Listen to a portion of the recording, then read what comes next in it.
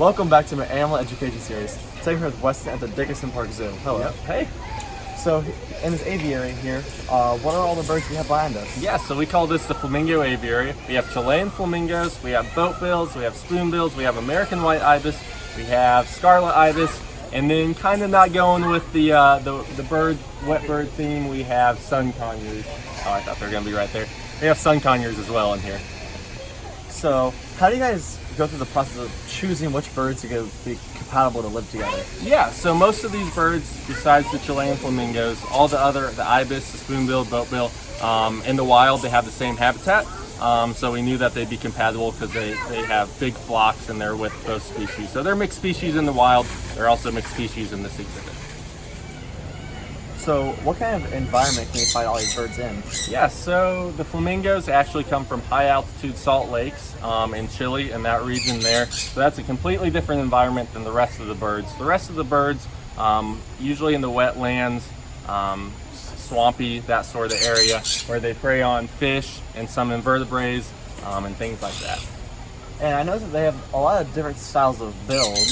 So can you tell me a bit more about that? So the flamingos are really unique. They actually have a pump mechanism where they sift their food through their beak and eat it. The spoonbills are more of a wader, where they're sifting food through the water instead of going up and down. And the ibis, they have that curved beak that allows them to go into the mud, and they're getting invertebrates and small aquatic fish and stuff like that within the sand. And I imagine the very colorful bird up there is kind of similar to a parrot. Yeah, so we have the sun conures, completely different. They have a big beak for crushing nuts and fruits and that sort of thing. So where can you find all these birds? Yeah, so they're from different areas. I think if we focus on the flamingos first, they're from Chile and South America, the big salt lakes up there and the high altitude mountains. And what about all the rest of the birds? The rest of them can be found in Central and South America. The American white ibis go on up into the southeastern United States too. And what kind of animals try to eat all of these birds? Yeah, so larger birds, birds of prey would go after these guys. Sometimes alligators, since they're sifting near the water, a lot of times we'll get them. Raccoons, possums, that sort of thing as well. So most predators. Yeah, so anything that can catch them, we'll eat them. And with to focus on the flamingos for a second, what are some unique things about the flamingos? So the flamingos are usually paired up. They're monogamous. You can kind of see back there how they paired up in the groups of two. They make their nest on the ground, so it's a ground nest, and it's dirt and mud and sand that they pile up. They lay one egg a year. Both parents help take care of it, and then both parents help raise the chick.